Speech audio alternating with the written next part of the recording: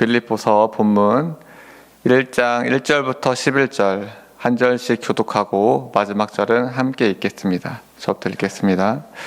그리스도 예수의 종 바울과 디모데는 그리스도 예수 안에서 빌립보에 사는 모든 성도와 또한 감독들과 집사들에게 편지하노니, 하나님 아버지, 우리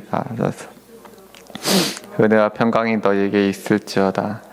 내가 너희를 생각할 때마다 나의 하나님께 감사하며 간구할 때마다 너희 무리를 위하여 기쁨으로 항상 간구함은 너희가 첫날부터 이제까지 복음을 위한 일에 참여하고 있기 때문이라. 너희 안에서 착한 일을 시작하신 이가 그리스도 예수의 날까지 이루실 줄을 우리가 확신하노라. 내가 너희 무리를 위하여 이와 같이 생각하는 것이 마땅하니 이는 너희가 내 마음에 있음이며 나의 매임과 복음을 변명함과 확정함에 너희가 다 나와 함께 은혜에 참여한 자가 됨이라. 내가 예수 그리스도의 심장으로 너희 무리를 얼마나 사모하는지 하나님이 내 증인이시니라. 내가 기도하노라. 너희 사랑을 지식과 모든 총명으로 점점 더 풍성하게 하사 너희로 지극히 사는 것을 분별하며 또 진실하여 허물없이 그리스도의 날까지 이르고 예수 그리스도께로 말미암아 의의 열매가 가득하여 하나님의 영광과 찬송이 되기를 원하노라. 아멘. 여러분 혹시 러브레터 받아보셨나요? 꼭 연인 사이가 아니더라도 이 공동체 안에서 주고받는 사랑과 진심이 담긴 손편지는 우리의 마음을 감동케 하고는 합니다. 저 또한 최근에 일주일 전에 생일이었는데요. 이 선물과 편지를 받은 적이 있습니다. 마음에 참 감동도 받고 목회자로서 달려갈 새 힘과 격려를 받으며 참 감사했었습니다. 제가 러브레터로 오늘 설교의 문을 연 이유는 이 빌립보서라는 성경이 무슨 딱딱한 성경 말씀이 아니라 이 뜨거운 사랑이 담긴 러브레터로 저에게 느껴졌기 때문입니다. 바울이 빌립보 교회의 성도들을 진심으로 아끼는 마음이 레마의 말씀으로 저에게 감동으로 전해졌기 때문입니다. 아직 신년의 분위기가 좀 남아있잖아요. 혹시 연초의 새해에 분주해서 축하와 감사 등을 표현하지 못한 분들이 주변에 있으시다면 한국인은 하나님이 주신 이 세컨드 새해 찬스 설날 있잖아요. 그때라도 꼭 사랑과 감사를 표현할 수 있으면 좋겠습니다. 물론 우리가 선물도 하지만 이 또 진심 어린 손편지는 받는 사람에게 큰 감동을 주며 그 영혼을 세워줄 것입니다. 말에는 우리 또 글에는 힘이 있기 때문입니다. 이 빌립보서는 러브레터를 받은 이 빌립보서라는 러브레터를 받은 성도들 또한 그렇게 큰 격려를 받았을 것입니다. 제가 본문을 러브레터라고 한 두 번째 이유는 편지에서 느껴지는 바울의 커다란 사랑에 비해 제가 유치부 전도사로서 유치부 아이들을 위한 사랑, 그리고 또한 WCS 교사로서 아이들을 위한 사랑, 부모로서 자녀들을 위한 사랑이 너무나도 작고 초라하게 느껴졌기 때문입니다. 설교를 준비하면서 누리는 유익은 누구보다 말씀을 깊이 생각하고 마음에 새기게 되는 것인데요. 이 말씀이 올해 제가 어떻게 보면 처음 새벽기도 강단에 세워지게 된 이 말씀이 제가 처음 신년 말씀 카드로 뽑은 말씀과 좀 동일한 맥락이 있었습니다. 어떤 말씀이냐면 사랑의 사도인 요한이 쓴 요한일서 4장 7절에서 8절 말씀입니다. 사랑하는 자들아 우리가 서로 사랑하자.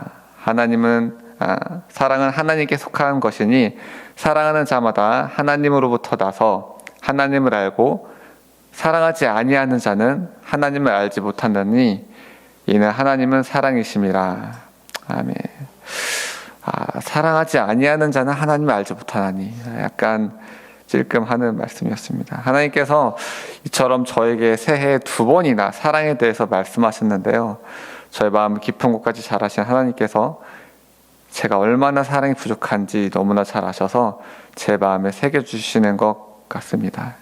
우리 교회 올해 표어도 사랑과 치유와 사랑인데요. 오늘 본문 말씀을 통해 바울처럼 그리스도의 심장으로 사랑하며 기도하며 섬김으로 놀라운 치유의 통로가 되는 우리 그 안에 진리 교회 모든 성도들 되길 예수님의 이름으로 축원합니다. 본문을 보기 전에 바울이 빌립보서를 왜 썼는지 배경을 좀 살펴보도록 하겠습니다. 빌립보 교회는 사도 바울이 2차 전도 여행 중 마게도냐 지방에서 루디아를 만나 세운 교회로서 오늘날로 치자면 유럽 최초의 교회입니다. 그 이후에 있은 두 차례의 추가 방문 기간을 고려하더라도 바울이 빌립보에서 체류한 기간은 바울이 다른 지역에서 다른 사역 기간들과 비교해 볼 때 그다지 길지가 않았습니다. 그럼에도 빌립보 교회는 바울을 통해 처음 복음을 접한 이후 지속적으로 바울과 친밀한 관계를 유지하였으며 여러 차례에 걸쳐 물질적으로 선교 사역을 후원하는 등 바울에게 가장 큰 기쁨을 안겨다 준 교회였습니다. 우리도 그러는 거 있잖아요. 이렇게 정말 열심히 애쓰고 막 사랑하고 수고한 아이는 계속 애쓰고 수고하고 사랑해야 되는데 내가 별로 잘해준 게 없는 것 같은데 그 아이는 자꾸 날 사랑하고 감사하다 그러고 날 뭔가 도와주고 막 이런 것들을 정말 사역하다 보면 느낄 때가 있는데 바울도 빌립보 교회를 보면서 참 진심 어린 감사와 사랑을 느꼈을 것 같습니다. 편지를 쓸 당시 바울은 로마 감독에 1차로 수감된 상태였는데 빌립보 교회에서 감옥에 있는 바울에게 후원금을 전달하고 필요를 돌보기 위해 에바브로디도를 파송했었습니다. 그만큼 바울에 대한 깊은 애정과 호의를 가지고 있었던 것이죠. 빌립보서는 바울을 만나고 빌립보로 돌아가는 에바브로디도 편에 빌립보 교회로 전달한 사랑과 감사의 편지입니다. 그래서 그런지 다른 편지들을 보면 좀 팽팽한 긴장감이 감돌고 권면의 내용이 많은 서신서들이 있는데 비해 빌립보서에서는 전반적으로 따뜻한 분위기가 느껴집니다. 우리 교회 모든 공동체와 부서 안에서의 관계에서들도 빌립보 교회처럼 아름다운 동역의 관계로 더욱 잘 세워지길 소망합니다.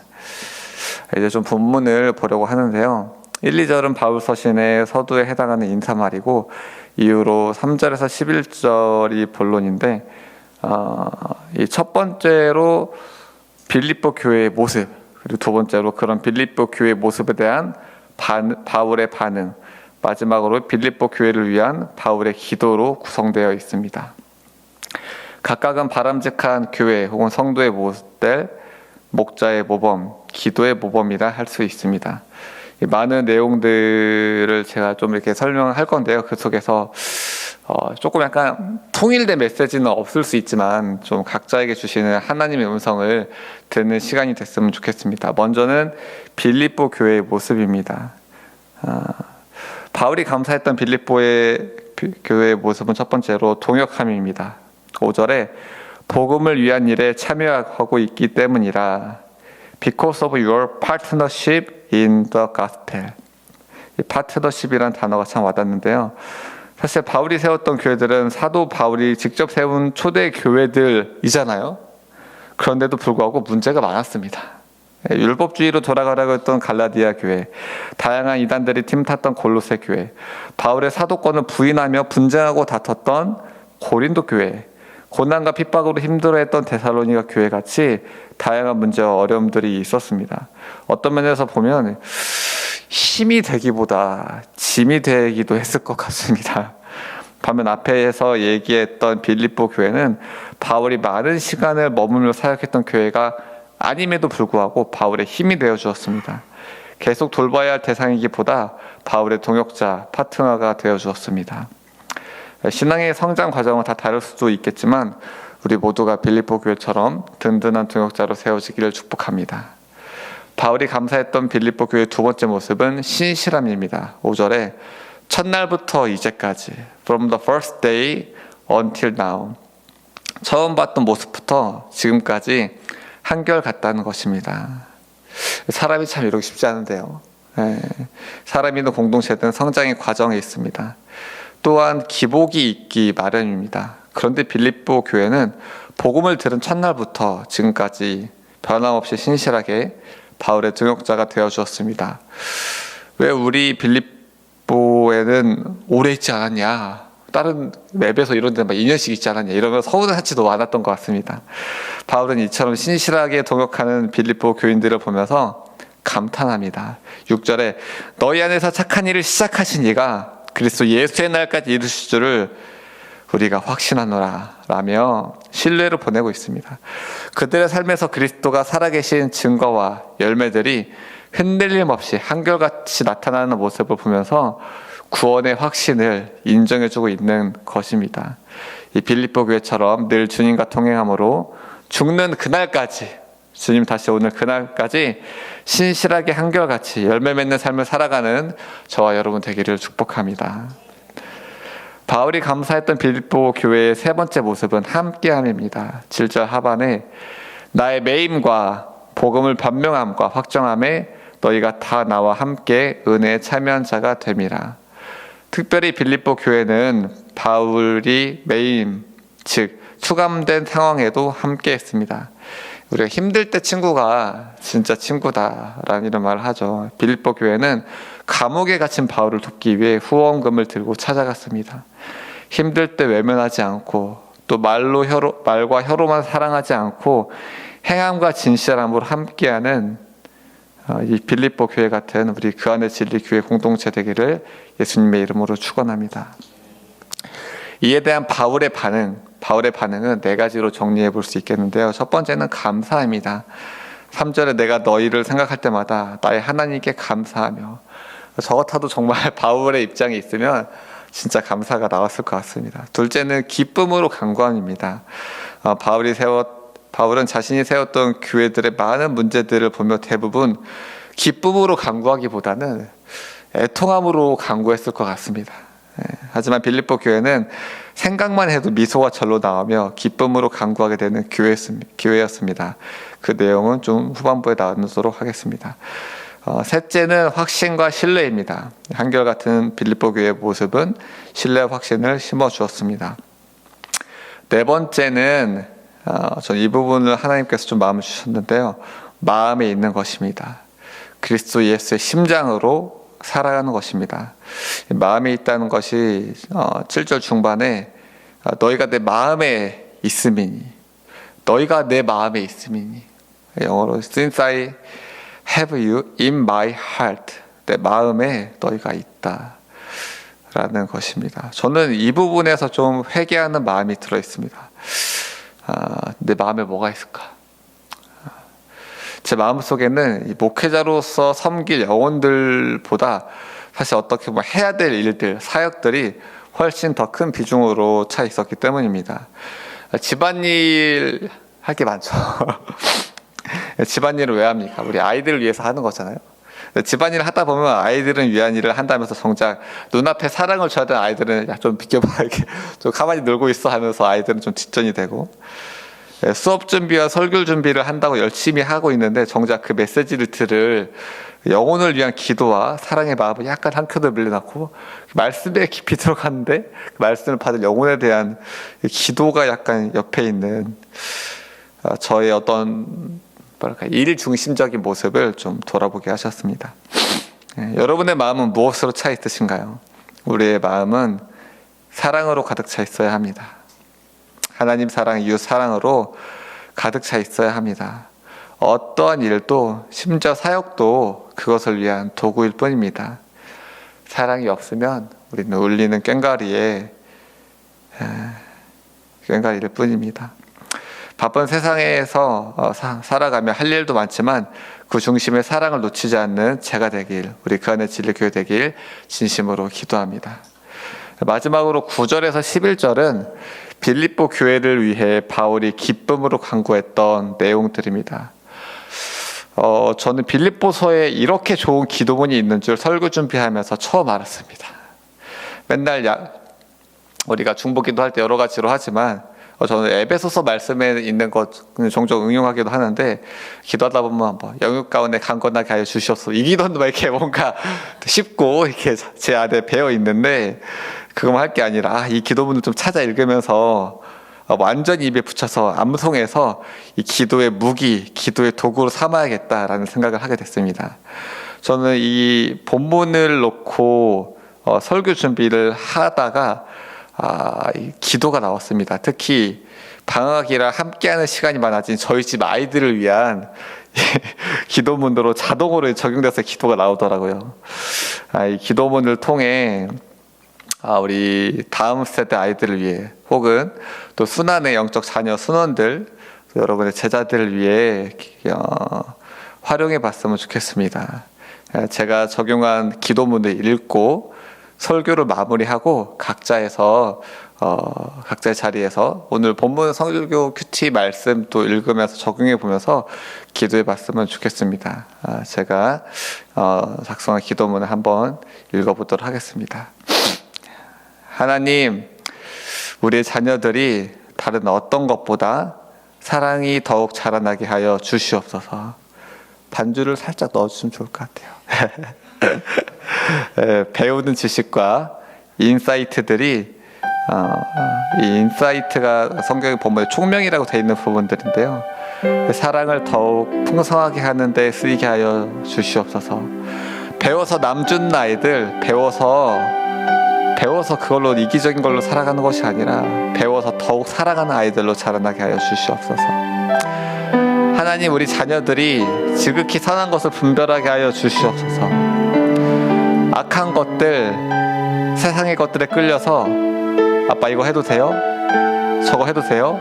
라며 어느 정도의 악까지, 어느 정도의 욕심까지 허용 가능한지를 알려하고 계속 경계선을 넘어오려 애쓰는 것이 아니라 악한 것에는 미련하고 선한 것에 지혜로우며 더욱 선한 것이 무엇인지 고민하며 추구하는 아이들이 되게 하여 주시옵소서.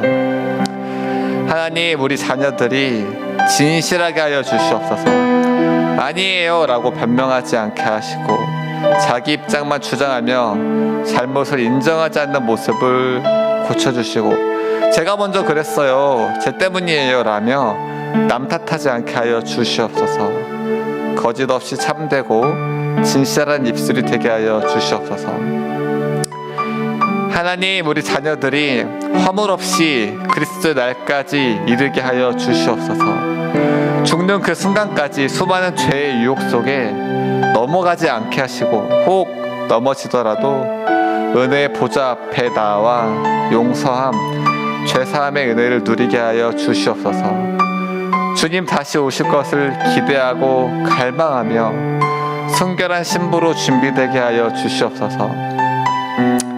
하나님, 자녀들의 이런 연약한 혹은 타락한 모습들은 사실 아비 세대인 저희의 죄가 유전된 결과입니다.